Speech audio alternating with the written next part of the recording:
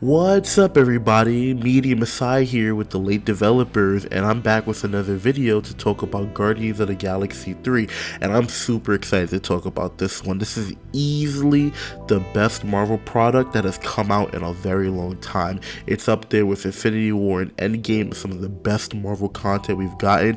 It's better than any of the TV shows, and I just want to thank James Gunn and his team for making a product like this before they go off to DC, and it's keeping me very excited for what DC is going to bring to the table, especially because I really did like Peacemaker and Suicide Squad. So now that we're moving on to that chapter, we can only look forward from there.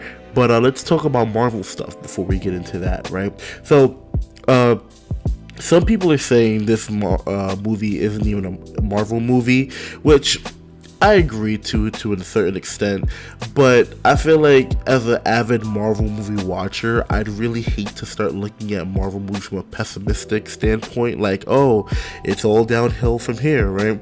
The Marvel shows and movies lineup is actually very promising when you look at them.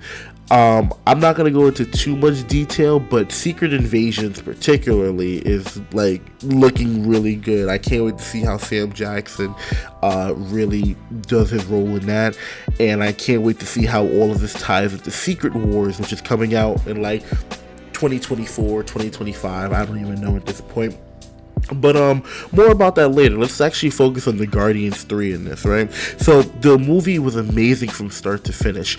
Rocket with I believe it's the acoustic version of Creep by Radiohead, just starts off and sets the tone of this movie really well. And like, speaking of tone, this movie really is a heart wrencher. It definitely pulls on your heartstrings. Seeing Rocket grow up and like all of his like little furry friends and stuff like that. To be completely honest, it is kind of cringe, but seeing his furry friends and the way they actually have their story and they all grew up together, it does make you tear up a bit, especially when the bad things start to happen, which you know they're gonna happen, but you still don't want to see them happen, right? But Rocket is basically incapacitated for the entirety of this movie up until the end during the main timeline, and because of that, he ends up having to carry the emotional weight through the flashbacks. And I will say that is one of the best ways they could have handled it, because you don't really get lost. Like, it allows the story to be told without having to have all this exposition, because none of the characters who need to be filled in end up having to get told, well, this is how I feel, and this is why this is bad. In fact, we learn all the information, well, the characters, I should say, learn all the information through like reading the files and stuff like that, and I think seeing all of the experiments through like Rocket's like, you know, memory files or something like that he has like inside of him, right? The way the High Evolutionary is yelling at him in this one particular scene when he's upset that Rocket figured out a solution to like his evolution problem is like peak writing, because you really do feel the emotional weight of like his actual story, because he was never really a character that you're like, oh, I feel or empathize or sympathize with this character, but you actually get a full complete character in this movie with him, right? And not even just Rocket, even though he's essentially the main character, all the other characters really got to shine in this too. In particularly, I'd say Nebula and Mantis, right? I remember cringing at the scene in Endgame when all the women lined up, and I see Mantis there, and I'm like, what is she doing there? Like, I'm not saying Mantis is weak by any means. I'm just saying that, like, when you're comparing her to Captain Marvel, you might as well be comparing Baki to Goku. Like, any problem that Captain Marvel has is not a problem that Mantis can solve. Like, I don't care. Like, her involvement there is like nothing. And then it's like to see her actually being a capable fighter and using her powers in mid-combat, I'm actually like, okay, I actually can experience your character. I actually like it and stuff like that, you know. I do think she was also like able to carry a good bit of emotional weight. Sometimes her scenes with Drax in the other movies really did weigh down the comedy. It really didn't feel like I was like there to laugh, because it's like, I don't know, just kind of like, it was so awkward and stuff like that. But now she's actually a fully realized character in this, with her own motivations and her own sense of like things that she gets a little bit of joy out, like when she makes the people fall in love with Drax as a joke and stuff like that, which, you know, they never overtly say it, but you know, it's very apparent that she's doing that because she has feelings for Drax. And I guess, like, as a result, she's like, you know, this you know, old school kid stuff that we used to do is like, oh, this person likes you, and it's actually like, you know, I am the one that likes you, right? But speaking of Drax, I actually think Drax is like in his element in this entire movie. Like, I don't know how other people necessarily feel about him. I know there was the meme going around for a while, which is funny when you think about it, because Drax is played by Batista, and after Infinity War came out, there was actually a meme of like, you know, Drax being invisible, but John Cena also has like the ongoing meme about him being invisible and stuff like that. So it's like, you got two WWE superstars, and they both have invisibility memes and stuff like that, but that meme's kind of faded away and stuff like that. Me personally, I've always found Drax funny. There's this one scene in particular in Infinity War, which I think is just one of the funniest movie scenes to me in all of cinema history. I'll try to play it now. I'm gonna ask you this one time. Where is Gamora? Yeah, I'll do you one better. Who's Gamora? I'll do you one better. Why is Gamora? Tell me where the girl... But you know how YouTube gets with the scenes and stuff like that, so they might shut it down. In that case, I won't be able to show it. But you know the scene. I don't have to spoil it for you and stuff like that, right? One character that I never really saw was really talked about in the other reviews that I watched before I made this one was Groot. I genuinely liked Groot in this movie. I thought he was a great character. Not that he was like, you know, carrying any of the emotional weight. Yeah, he has a few scenes and stuff like that, but I think just more so like just seeing him like as a really capable person, and like someone that was like paired really well with StarLord in any of the scenes that they were in together, especially like that flying scene where they crashed the dude into the ground. That scene is honestly badass, and it's not even funny, right? I personally was never really a big fan of Groot in like any of his Marvel appearances, but to see him now, I think he did like an absolutely great job. Vin Diesel in particular, I think they kind of had like a little Fast and Furious jab there, where at the end he's saying how much he loves his team and stuff like that. And I'm like, oh, that's very Fast and Furious of you, Vin Diesel. So I don't know if that was like an intentional slight at that or whatever. But yeah, like I said, like Groot is by far way better in this movie than he's ever been. I'm not expecting a lot of emotional depth from a tree, and so just to see him, you know, not hindering a scene by being annoying and stuff like that, and just doing what he's told and not messing up, already just adds to the wow factor for me, right? So finally, I think there's the last two characters that I really need to get talked about are StarLord and Gamora, right? This movie in particular really managed to show like why we love Peter Quill.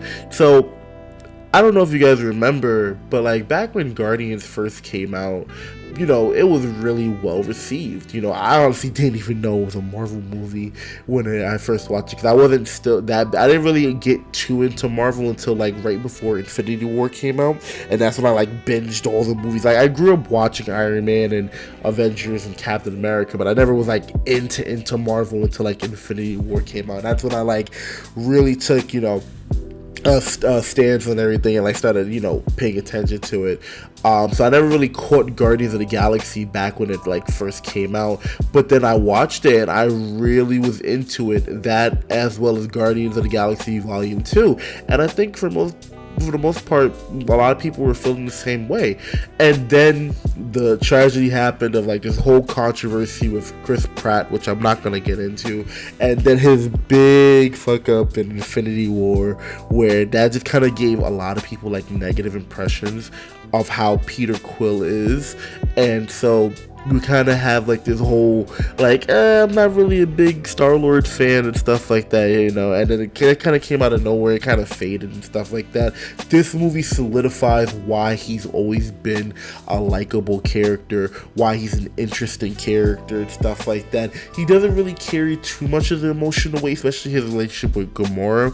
If anything, I think that the plot lines with Gamora hold back the story a little bit, because it feels like the characters are trying to make Gamora remember things that she's literally never experienced before, and that's kind of like, alright, it's like we as the audience and the characters know this is not the same Gamora, so it really feels like it kind of wasted like time that they could have used to like build Gamora's new character and stuff like that.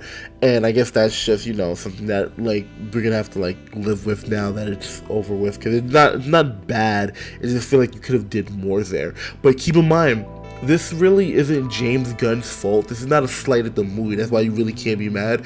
Apparently, I don't know if this is true or not, but James Gunn didn't have any plans for Gamora to die in Infinity War, and I guess they just never consulted him about it, because it's like, you know, they're focused on the overall bigger project. And I do think the Guardians in Infinity War are great. They do carry a good amount of the emotional weight because of her connection as Thanos' daughter, and I do think her death scene is actually really good for character development for Thanos, because of the, you know, the way he was crying and stuff like that, which, you know, I'm not going to go into a Thanos breakdown in the Guardians 3 movie, but I overall, even though James Gunn personally doesn't really feel like, you know, he likes the way the Guardians were represented in the movie, I think even, you know, Star-Lord messing up and hitting Thanos in the face, I think it all worked out perfectly. But you can see the issues with it in this movie, where really Gamora is like not really a character, in the sense that like she really doesn't have her own agency. If anything, you almost have to ask why she's there in the first place, because it's like they need her help getting into somewhere and they need the Ravagers' help, but she ends up sticking around, and it gets to a point where she's basically forced to stick around because, you know, her life's in danger too. But she really, like, it doesn't even like, they're like, oh, I'm gonna help you get in. The way she seems in the beginning of the movie, she doesn't really want anything to do with the characters in the first place, and so the fact that she's going on this mission with them in the initial stages kind of feels weird in the first place. But, you know, I'm not gonna complain, because I love seeing more Zoe Saldana anyway, right? But I think if we're talking about characters that really hinder the plot, Adam Warlock. I have been waiting for Adam Warlock to be in this franchise since his first appearance. I didn't know anything about his character back in, like, you know, before he was ever name dropped and stuff like that. I really was expecting him to like have an appearance in Infinity War, maybe, because he has like a big role in Infinity War. Like, I think he's the one that, like, because Thanos does snap in Infinity War in the comics and stuff like that, and I think Adam Warlock is the one who wears the gauntlet and snaps everything back. I don't dislike Adam Warlock's character in this. I just think that he's not in the right movie, and I think that's what really holds the plot back, is because the movie's really long. And I feel like if Gamora and Adam Warlock, not so much that they weren't in it, but they were given different roles than what they were given, then the movie could have flowed a lot more seamlessly. But I think for like the things that we were just setting up for, it's really hard to fit their characters in and the other characters, and them in alone just added like an extra 30-40 minutes to the movie that honestly didn't need to be there.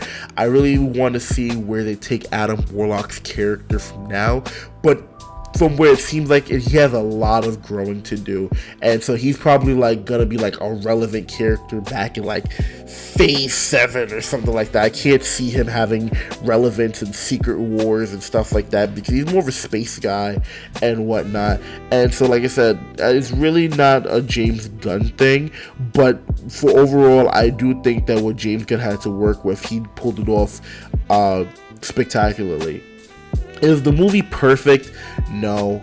I don't have any glaring issues with the movie other than, you know, like I said, how they treated Gamora and Adam Warlock. I think there's only one scene in particular that I can directly target and complain about, and that's the fake out death of StarLord. I don't want any of the characters to die, but we were all expecting at least one character to die in Guardians 3, and I would argue that there were way too many fake out deaths.